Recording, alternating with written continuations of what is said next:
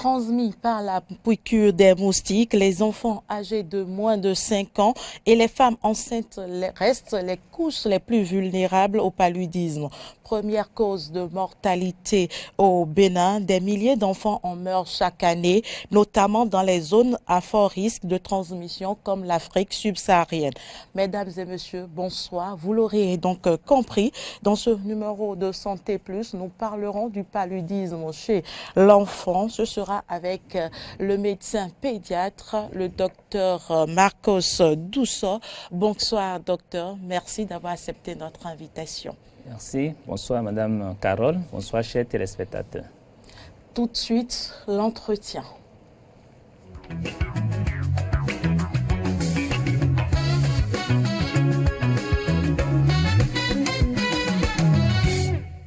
Cela peut paraître banal comme première question, mais je vais quand même la poser, docteur. C'est quoi le paludisme et qu'est-ce qui en est la cause? Merci pour cette question. Je trouve que ce n'est pas une question banale. Le paludisme, c'est une maladie parasitaire, c'est-à-dire c'est causé par un parasite qu'on appelle le plasmodium. Mais en pratique, ce qui cause vraiment cette maladie, c'est les piqûres de moustiques, notamment l'anophèle, qui est la femelle, et donc qui va piquer un sujet qui a le paludisme, prendre le germe du paludisme et après le transmettre maintenant à un autre sujet sain. Alors, ce que je peux dire en plus sur cette maladie, c'est qu'elle est fréquente. C'est une maladie qui sévit toute l'année. C'est vrai qu'il y a des périodes où on a plus de cas, c'est notamment en saison pluvieuse, où il y a la prolifération des moustiques. Justement, ce sera ma question. Qu'est-ce qui explique ce regain de transmission du paludisme malgré les nombreuses luttes contre cette affection-là? Bon, les nombreuses luttes, ça dépend de ce qu'on y met dans les luttes, parce que pour lutter contre le paludisme, il y a plusieurs façons. C'est-à-dire ce que nous appelons la prévention en fait. Et la meilleure prévention qui va nous permettre de venir à bout du paludisme, c'est d'éliminer les moustiques de notre environnement. Ce qui va être difficile parce que la zone où le paludisme sévit, c'est une zone où le climat est favorable justement à la prolifération des moustiques. Et la meilleure lutte, c'est l'urbanisation. Donc si nous urbanisons l'environnement dans lequel nous sommes, si nous modernisons, nous faisons de sorte que les gîtes là où les moustiques se prolifèrent disparaissent, c'est que nous allons vraiment venir à bout. Maintenant, ce qui se fait là, c'est parce qu'on sait que c'est une maladie, et comme je l'ai dit tout à l'heure, qui est vraiment fréquente, donc qui ne respecte pas d'âge, donc depuis le bébé jusqu'à la vieillesse, et surtout les petits-enfants de 0 à 5 ans en sont vraiment vulnérables. Donc les préventions qu'on fait, c'est comment faire vraiment pour limiter les dégâts par rapport vraiment à la souffrance que génère cette maladie et par rapport au décès qu'on a. Vous le disiez tantôt, c'est les moustiques qui causent cette maladie. Est-ce que c'est toutes les formes de moustiques qui donnent le paludisme? Non, ce n'est pas toutes les formes. Il y a l'anophèle, comme je l'ai dit, qui est la femelle d'un champ de moustiques, donc qui donne le paludisme. Mais il faut aussi dire que les moustiques ne donnent pas que le paludisme. Il y a d'autres formes de moustiques qui donnent d'autres maladies, comme la dengue. Je pense que vers le 3e trimestre de 2019, nous avons connu l'épidémie de dengue. La fièvre jaune aussi, et heureusement qui est souvent confondue au paludisme. Il y a beaucoup de maladies qu'on confond avec le paludisme. Lorsque nous allons peut-être évoluer dans l'émission, nous allons certainement comprendre pourquoi cette confusion qui se font, au point où on prend à tort même des symptômes d'autres maladies pour le paludisme. Alors dites-nous docteur, on parle du paludisme chez les enfants. Comment reconnaître cette affection-là chez l'enfant de 0 à 5 ans? Alors la reconnaissance du paludisme, ça va se baser déjà sur les symptômes que l'enfant va présenter. Et à partir de ces symptômes maintenant, on va demander l'analyse, on va faire la confirmation au laboratoire, on va prélever le sang pour aller rechercher le germe, le parasite qui cause le paludisme. Quels sont ces symptômes-là? Au niveau des signes, il faut comprendre déjà à partir du cycle du paludisme que lorsque les moustiques nous piquent et envoient les germes du paludisme dans le sang, dans un premier temps, ça va se localiser au niveau du foie. Donc, c'est au niveau du foie que l'usine de production va se faire. Et c'est quand le foie va finir maintenant cette fois que ça va se déverser dans le sang. Et c'est dès que les germes commencent à passer dans le sang que nous on commence à voir les signes. Donc, ce qui veut dire que dans un premier temps, on peut avoir le paludisme dans une phase sans vraiment avoir aucun signe. Et peut-être qu'on va à l'hôpital dans le cadre d'une autre affection. Cause, voilà, on peut faire des tests et trouver qu'on a le paludisme. Mais parlant des signes réellement, il y a ce que nous appelons les signes généraux. Les signes généraux, c'est des signes qu'on retrouve dans toute infection.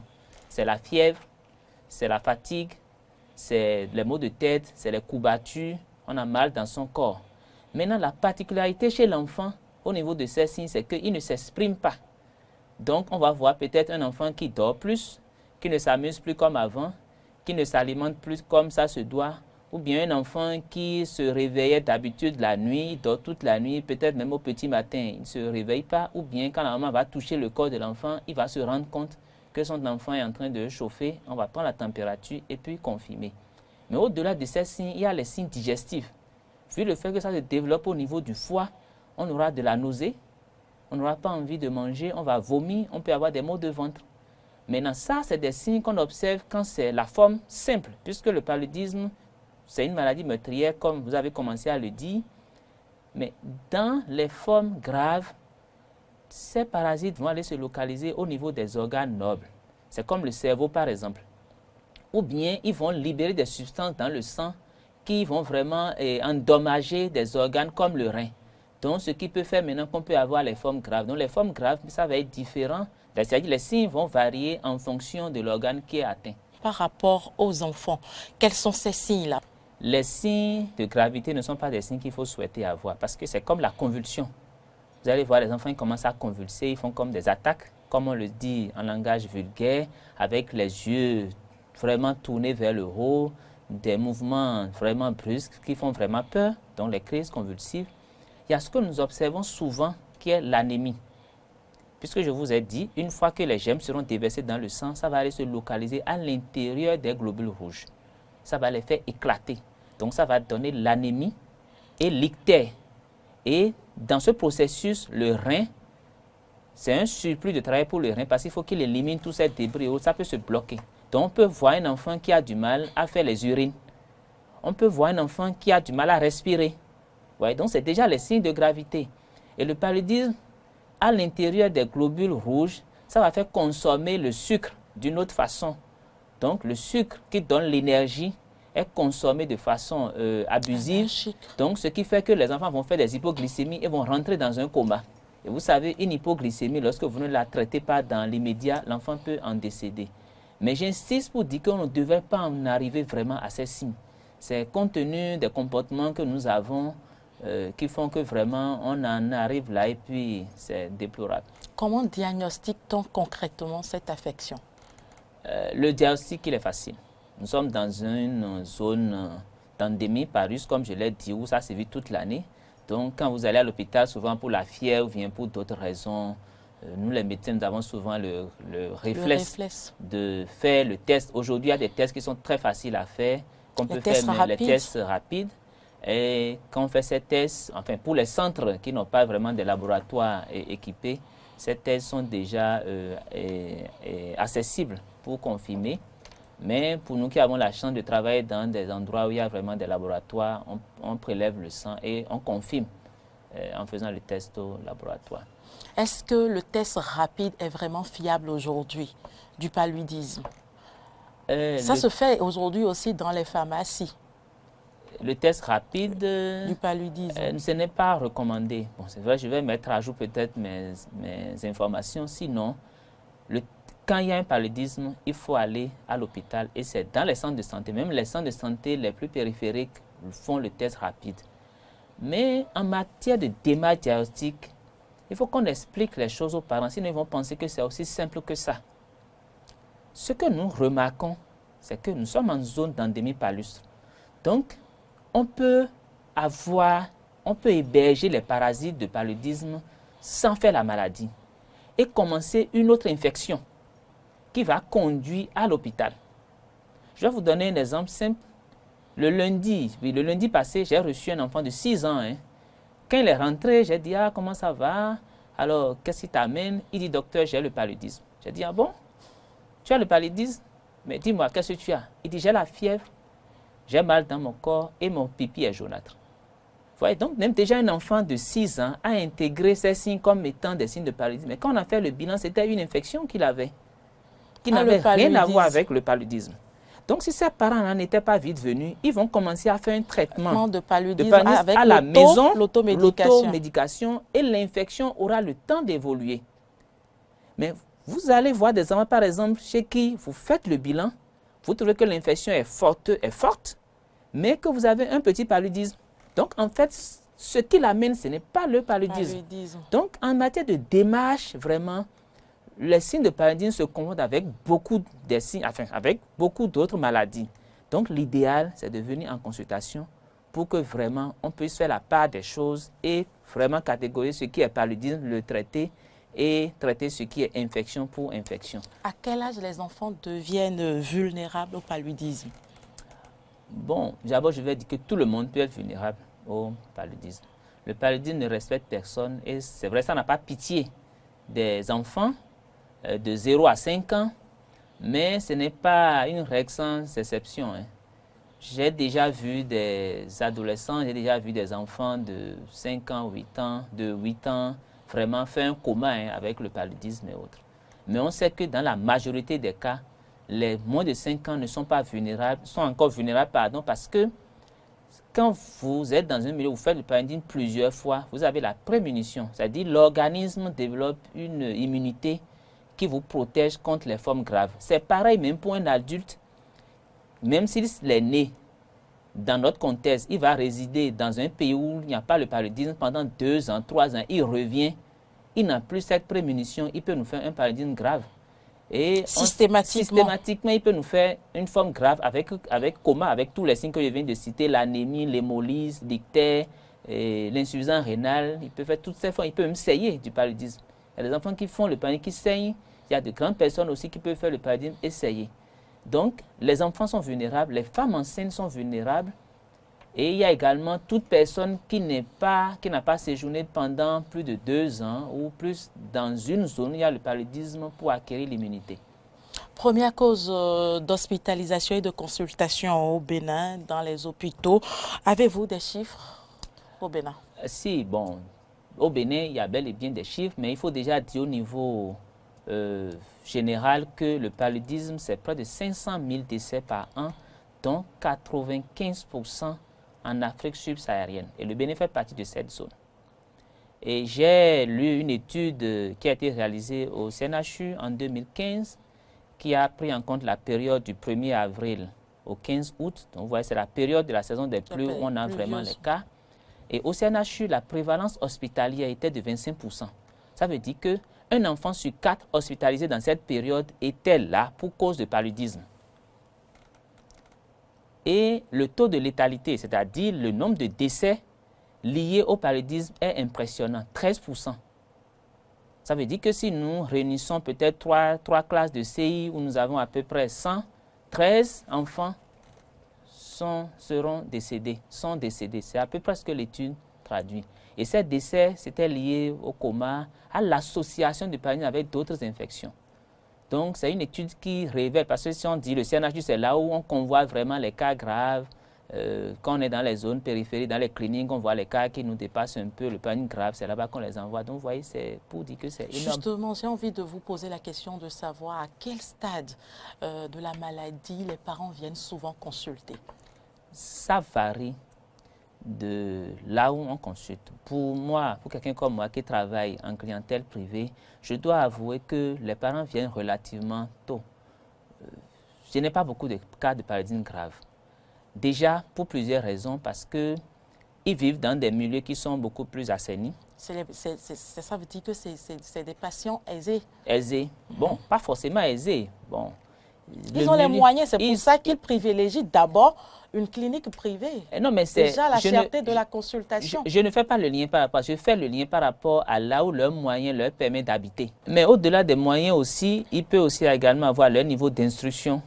la culture qu'ils ont de vie, de se faire consulter. Il y en a aussi qui ont des assurances, donc ça rejoint vraiment ce que vous dites. Toujours. Mais dans un passé récent, j'ai travaillé dans un centre confessionnel, ce n'était pas le cas. Les enfants venaient un peu tardivement, avec des formes beaucoup plus graves. Mais là aussi, il faut nuancer. Il y a une particularité du paludisme qu'il faut souligner, c'est que quand l'enfant a déjà une anémie et qu'il fait un paludisme qui était censé être simple, ça peut se transformer en paludisme grave. Parce que s'il a un taux d'hémoglobine à 12, par exemple, qu'il fait un paludisme, il peut descendre autour de 8, de 9. Mais s'il a un taux d'hémoglobine compte tenu de la malnutrition ou bien compte tenu de plusieurs facteurs qui font qu'il a déjà un taux d'hémoglobine autour de 7, s'il fait le paludisme, il va descendre à 6, 5, donc il va faire une anémie. Donc il y a ces paramètres qu'il faut également prendre en compte. Donc ça dépend du lieu où on travaille. Mais ce qui est remarquable, c'est que dans les centres urbains, le paludisme sévit moins que dans les centres ruraux. Et plus... J'allais vous le demander, qu'est-ce qu'il y en est dans les communautés, dans les zones les plus reculées? Quand vous voyez l'enquête faite par l'INSAE en 2017-2018, on constate que le paludisme sévit plus et on a plus de formes graves dans les milieux ruraux. Les chiffres en disent non. Alors, nous allons marquer une pause, docteur Dossou. On va faire un tour à la régie pour suivre le témoignage d'une jeune adolescente qui a souffert du paludisme. Son père va nous raconter son histoire avant de poursuivre cette émission. Nous sommes ici à Godomè un jeudi tôt le matin. Cette adolescente, à qui nous prêtons le nom d'Adjoa, a été hospitalisée dans une clinique privée située non loin de sa maison à Togudo, dans la commune d'Abomey-Calavi. C'est à la suite de nombreux symptômes tels que la courbature, la fièvre et la fatigue ressenties par Adjoa que son père a pris rendez-vous avec le pédiatre. Une fois ausculté par ce dernier dans l'attente des résultats du bilan sanguin demandé, Adjoa fut mise automatiquement sous un traitement antipaludique. Un diagnostic que vient confirmer le taux élevé de plasmodium qui s'élève à plus de 92 561 dans le sang. On l'a amené ici hier jeudi. On lui a fait des soins. Mais d'hier à aujourd'hui, elle se sent un peu mieux. Sinon, le docteur nous a dit si on la laissait le soir, que ce ne serait plus bon. Adjoa est l'aînée d'une fratrie de 3 enfants, mais reste la seule à souffrir fréquemment de la forme grave du paludisme. Pourtant, elle dort comme ses 2 frères sous une moustiquaire imprégnée. Retour sur ce plateau. Docteur, dites-nous très rapidement, qu'est-ce que cela vous inspire? Alors, cet élément témoigne du fait que le paludisme, c'est une maladie un peu complexe et qu'on a du mal à comprendre. Vous avez 3 frères qui dorment tous sous moustiquaire. Bon, c'est une famille que je maîtrise bien, je suis bien les enfants. Les autres n'ont presque jamais le paludisme, bien à peine une fois l'année. Mais la grande sœur, elle fait des paludismes et elle fait des formes... Justement, grave, près de 100 000 taux de parasites. Qu'est-ce qui peut expliquer cela? Non, c'est juste qu'il faut comprendre que les organismes ne sont pas les mêmes. Ce n'est pas seulement pour le paludisme. Même dans une infection digestive, nous pouvons aller quelque part manger. Et moi, je ferai l'infection, vous n'allez pas le faire. Mais le fait de supporter des taux comme ça veut dire plutôt qu'elle a une meilleure défense immunitaire parce qu'elle supporte des taux vraiment élevés. Elle ne fait pas le paludisme comme ça. Mais quand elle le fait une fois, c'est des taux habituellement élevés. On a même déjà changé de laboratoire plusieurs fois pour confirmer ces taux et on s'est rendu compte que c'est comme ça. Avec des vomissements, elle fait des vertiges, elle tombe et tout, et puis voilà. Donc, c'est pour dire que le paludisme, il n'y a pas de logique parfois et qu'il faut vraiment se connaître. Et puis, voilà. Le traitement contre le paludisme aujourd'hui est à base d'artémisine combinée à d'autres antipaludéens, CTA, ACT. Est-ce que c'est le même traitement que vous administrez aux enfants? Oui, bon, depuis 2004 où nous avons fait le choix des CTA, recommandé par l'OMS, c'est le principe, c'est ce qu'on utilise chez enfin, pour traiter. C'est la norme, c'est ce qui est recommandé. Mais ce n'est pas ça que nous devons voir. Ce que nous devons voir, c'est le traitement, c'est l'automédication. Parce que c'est des médicaments qui sont accessibles, chacun peut aller en pharmacie et l'acheter. Et le paludisme, en traitant le paludisme comme ça, ce que nous craignons, c'est que nous passons à côté des autres maladies. Donc le traitement du paludisme n'est pas quelque chose de compliqué, c'est facile avec les CTA. Quand on a le diagnostic, on peut le traiter aisément, pourvu que ça ne soit pas une forme grave. Et qu'est-ce qui explique les rechutes? Si tant est que le traitement à base d'artémisine est efficace. Il y a beaucoup de paludisme, enfin il y a beaucoup d'affections qui ne sont pas en fait des paludismes, qui sont pris à défaut pour des paludismes. Je vous ai donné le témoignage de l'enfant que j'ai reçu la fois passée, par exemple. Maintenant, il y a également les mesures préventives. Il faut voir si ces mesures sont respectées. Et il n'y a pas de mesure qui, à elle seule, répond à tout. Si les parents ont la possibilité de grillager les portes et fenêtres, ils n'ont qu'à le faire. Dormir encore sous moustiquaire, pour ceux qui ont la chance d'avoir de climatisation. C'est intéressant s'ils dorment sous clim. Les soirs, si on voit qu'un enfant fait le paludisme de façon régulière, il faut lui faire porter des vêtements longs. Mais ce qu'il faut éviter, c'est de mettre les répulsifs, les mosquitos, tout ce qu'on met là. Ça va juste faire fuir les moustiques. Et d'ailleurs, ce n'est pas fait pour qu'on l'utilise à l'intérieur. C'est fait pour qu'on l'utilise plutôt à l'extérieur. Donc, vous déconseillez l'usage des insecticides? Bon, je n'ai pas d'étude dans laquelle l'efficacité a été vraiment prouvée. Et j'insiste pour dire qu'il n'y a pas une seule mesure à elle seule qui va suffire vraiment pour lutter contre le paludisme. Il faut associer plusieurs mesures pour se donner plus de chances d'avoir des cas, de ne pas faire le paludisme tout le temps. Parce qu'il va être difficile pour quelqu'un qui vit dans un milieu où il y a où l'endémie sévit vraiment d'éviter le paludisme à 100% toute une année. Dites-nous, docteur, quelles sont les limites liées aux soins de cette pathologie aujourd'hui au Bénin? Alors, les limites, je les perçois beaucoup plus par rapport à la prise en charge des cas graves. Parce que ça nécessite des unités de réanimation, ça nécessite vraiment, c'est-à-dire qu'on s'y attelle plus que ce qu'on fait. Mais avec les recrutements qui se font, avec le personnel qui va être beaucoup plus déployé, bon, on espère qu'avec les hôpitaux qui vont s'équiper aussi, qu'on va en venir à bout.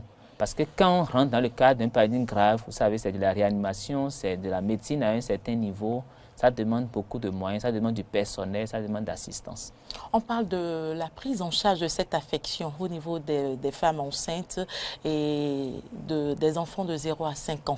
Qu'est-ce qu'il y en est concrètement? La prise en charge des femmes enceintes, il y a déjà la prévention qui doit se faire au cours de la grossesse. Parce que le meilleur traitement, c'est la prévention. Puisque le paludisme sur grossesse, c'est des risques d'avortement, c'est des risques d'accouchement prématuré, c'est des risques de mort-née, ou bien des enfants qui naissent avec le paludisme avec des risques d'anémie et tout. Donc le meilleur traitement là, c'est la prévention. Est-ce que c'est source de malformation aussi, entre parenthèses?